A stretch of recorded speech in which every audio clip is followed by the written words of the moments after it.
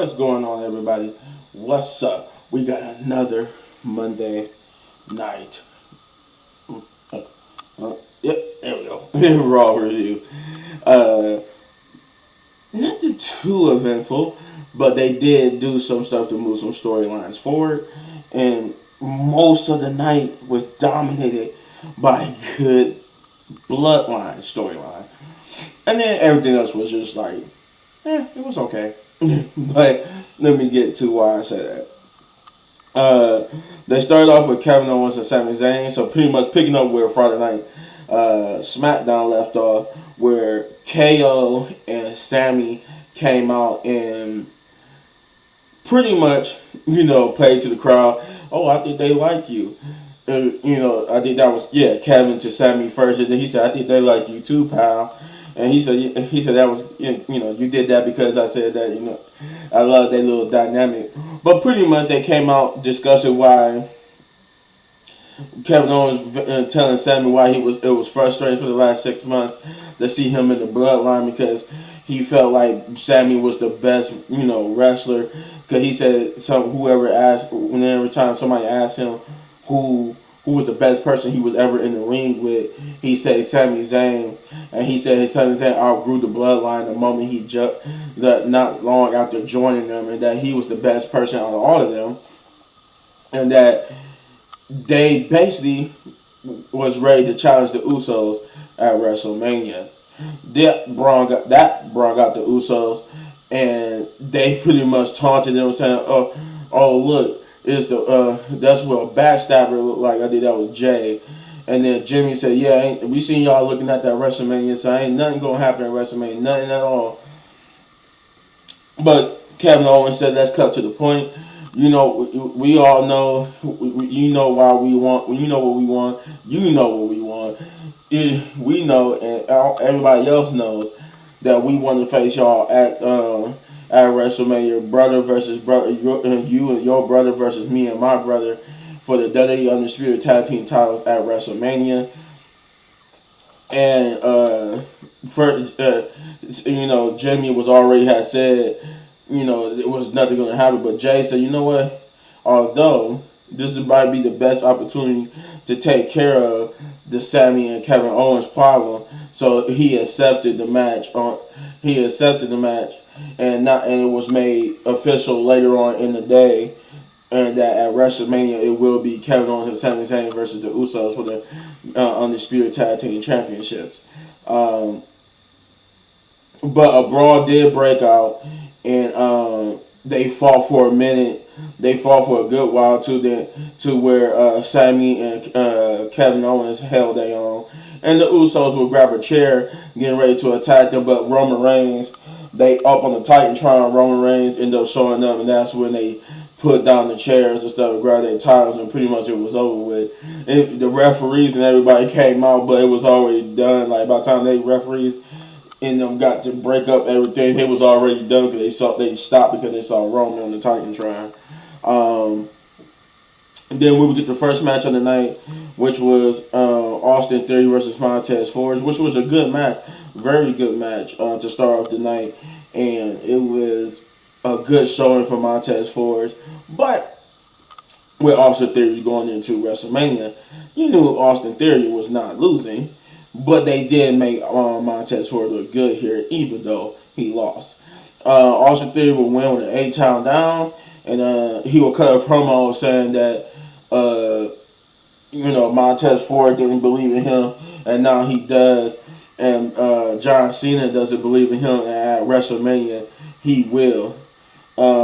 Then we got a Bloodline promo where backstage where Roman was talking with the Usos, asking them is they good. Not a great way to start the night, because he looked like they got their ass kicked, they was getting their ass handed to him. But he said y'all say y'all that was good, and Jimmy had a wonderful line of saying how it was like it was directed at Roman, but then he, it was like the little switcheroo when he said it Sami, but then he said Sami. He said that nothing hurts him more than being torn away from his brother and being blamed for it. And Roman, them looked at Jimmy because it sounded like he was talking to him because that's exactly what Roman has done to them in the past. But then he said Sammy and Kevin Owens will pay at WrestleMania. He was like, okay. And then he told everybody to leave except for no, that was Jimmy. I guess I don't know if I just said Jay. That was Jimmy who said all that. And then he told everybody to leave except for Jay. And then he asked Jay, was he in the bloodline? Was he still part of the family and stuff like that? Because he's out there making matches and accepting matches, but you got to be part of the bloodline to do that. And he needed to know was Jay still part of the bloodline now? And he said, yeah, I'm with you. He said, I'm with you, cuz you my blood, blah, blah, blah, and I love you. And Roman Reigns said, I love you. And, that he looked Jay in the eyes and told him he could go. And then Paul Heyman came back and said, did you get all that you need? And he looked at Paul Heyman and said, yeah, I got all that I need. Which is beautiful because it was just like what he did to Sammy, and now he doing it to Jay. Which means if that's the case, Roman got something negative out of it. He don't think Jay is really part of the bloodline. He probably think that Jay just did this because he didn't want Jimmy to get messed up for him not being there. No, that's my assumption. But moving on to the second match of the night, which is Omos versus Mustafa Ali. Omos pretty much squashed Mustafa Ali. It was contest. And randomly, Dolph Ziggler was just backstage looking on.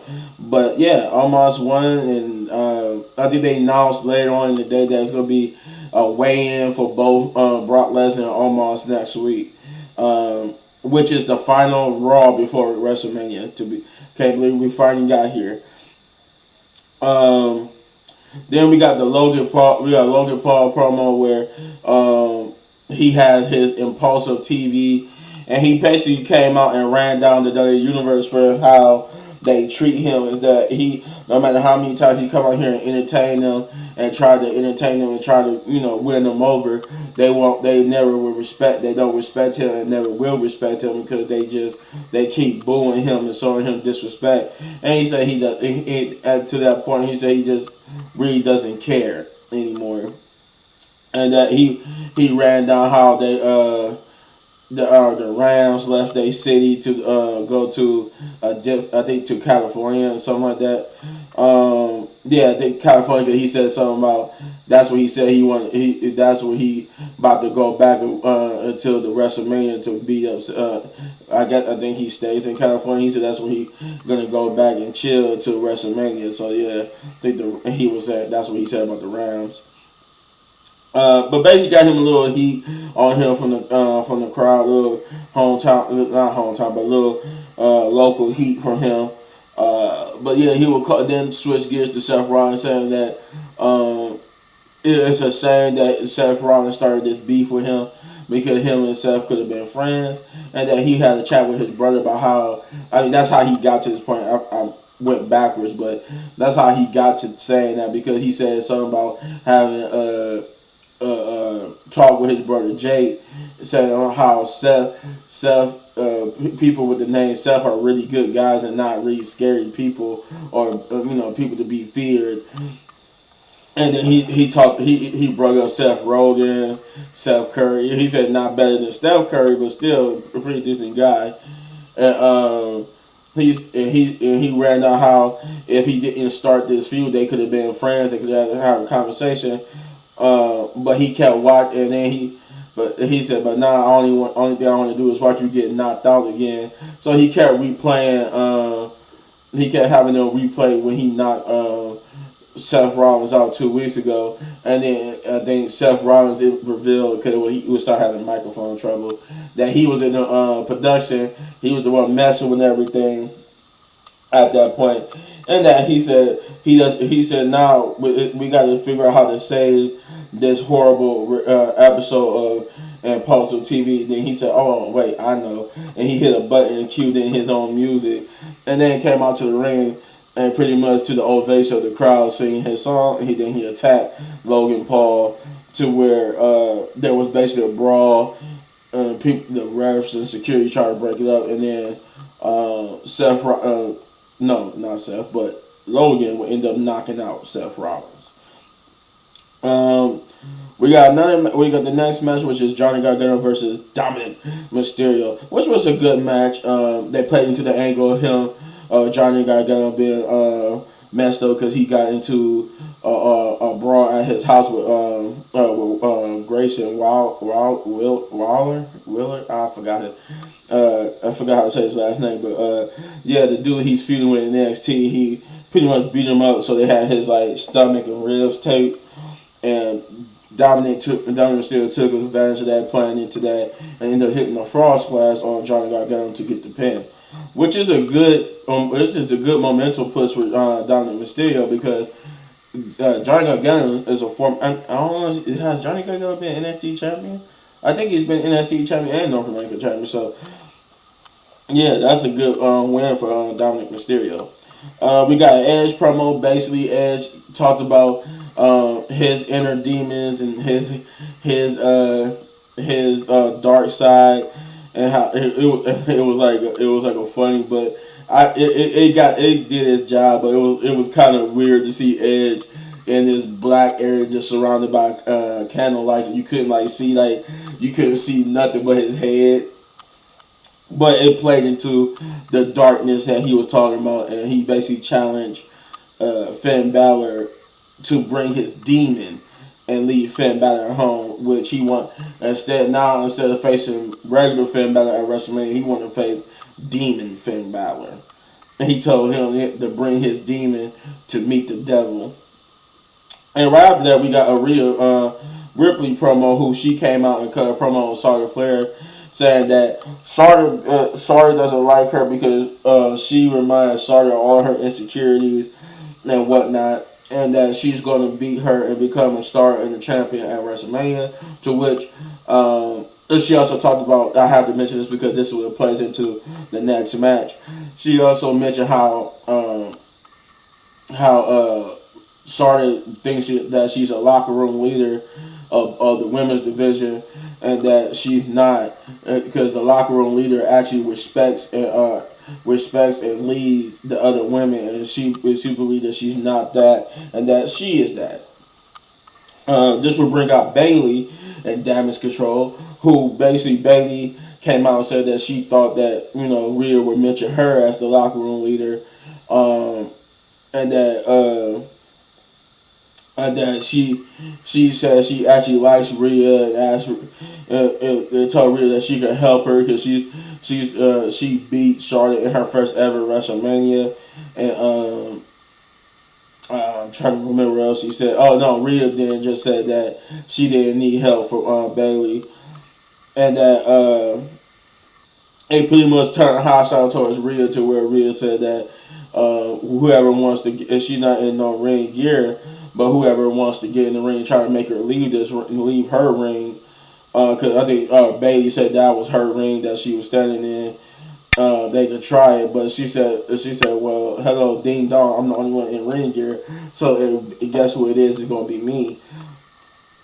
And right as Bayley dropped the mic to get in the ring, you saw Adam Pearce tell the referee that this match is official and to get out there. So it ended up becoming the next match, which is Rhea Ripley versus Bayley, which was a good match between the two. They did their thing. This was a good match, good matchup for Bayley, as this was the first match in a long time that Rhea had a match where the person gave her a little bit of run for the money, because I think Bayley even hit two the bellies on Rhea, and had Rhea reeling for a while, but due to Damage Control trying to help Bayley, that would bring out Lita, Becky, and Trish to help even up the odds, and that distraction allowed Bayley to get the riptide on her and give Rhea the victory.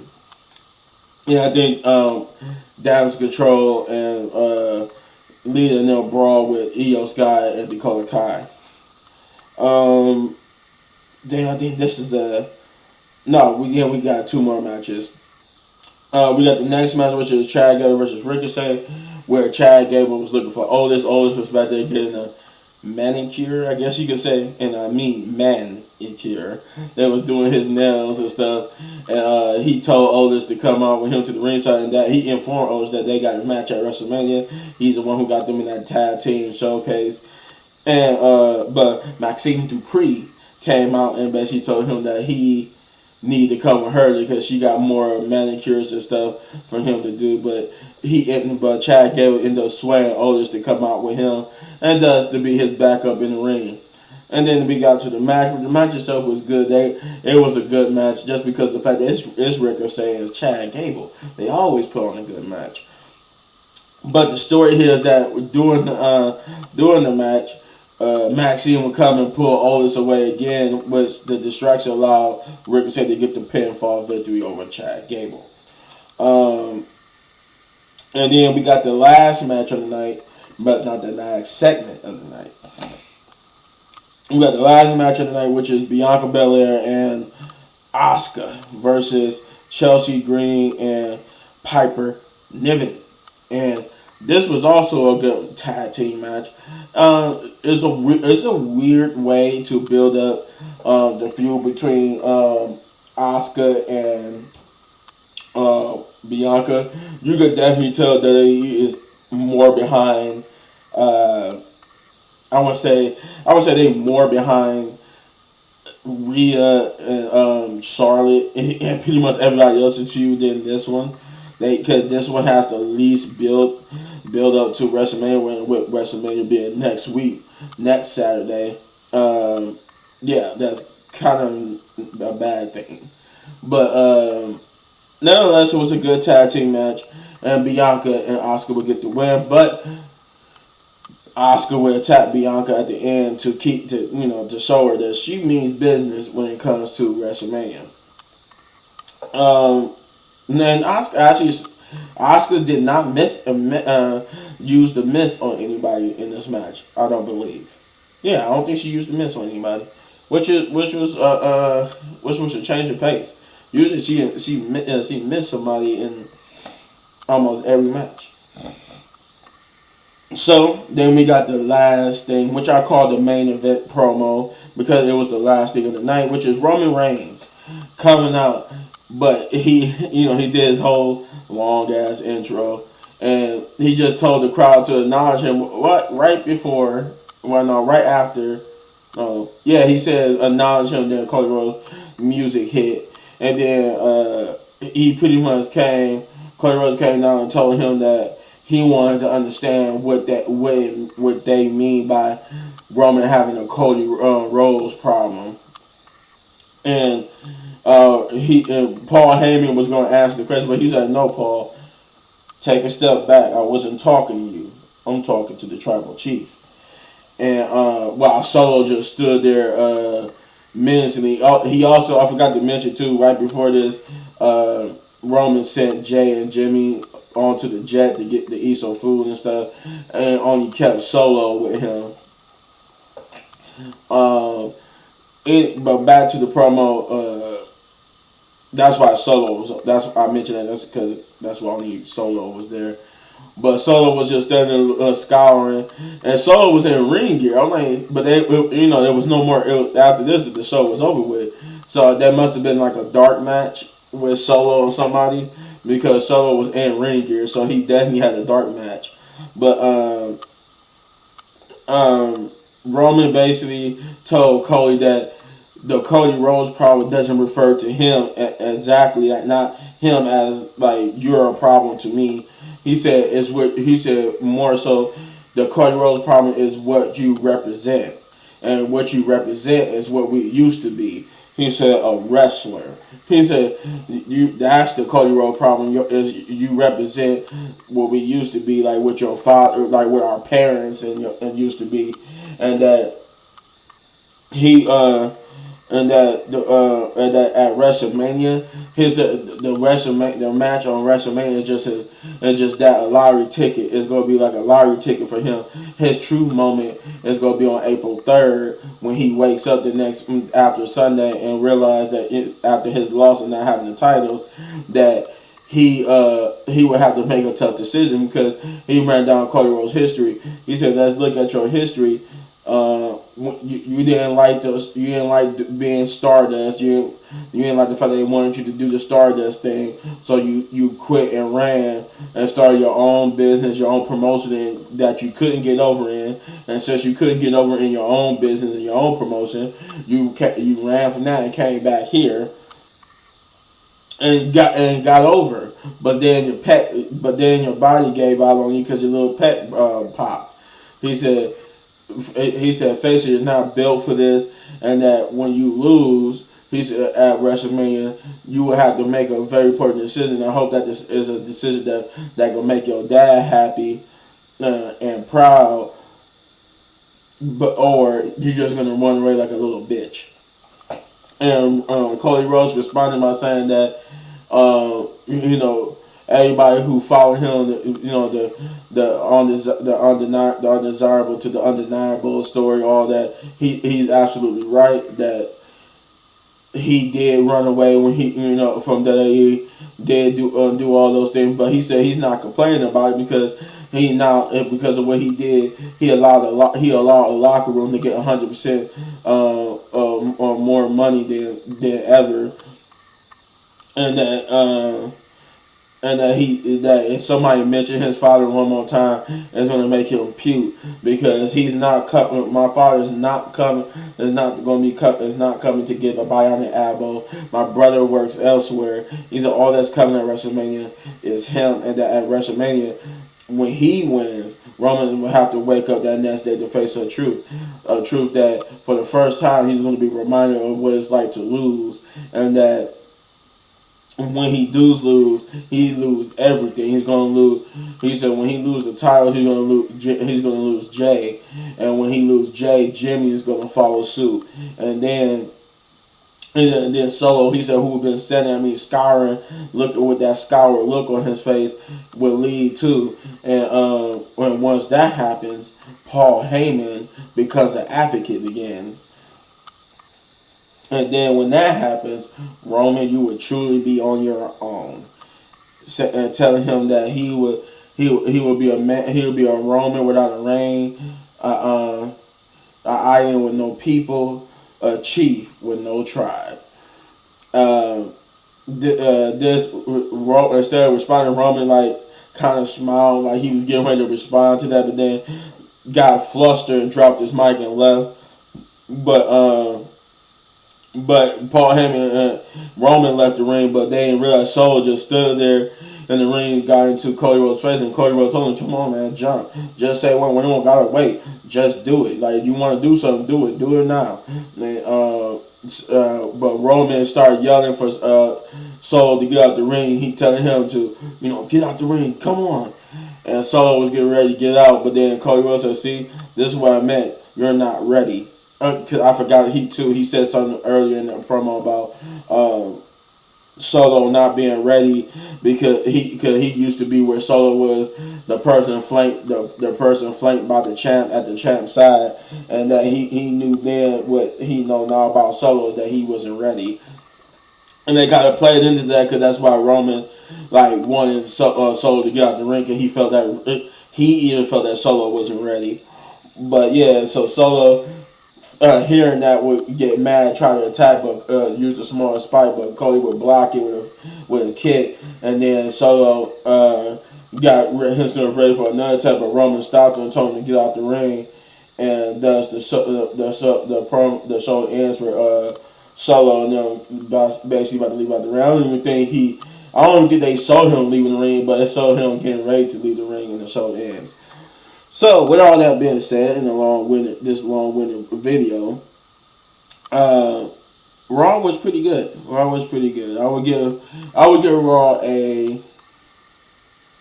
I'll give it a 7 out of 10. Big ups just for the Bloodline promo stuff, because the Bloodline stuff was the best things on the best things of the night. Most of the promos was good because most of the promos was pretty much coming from the Bloodline. Then you got Edge, Rhea, Logan Paul's promo probably wasn't as good as the others, but still pretty good.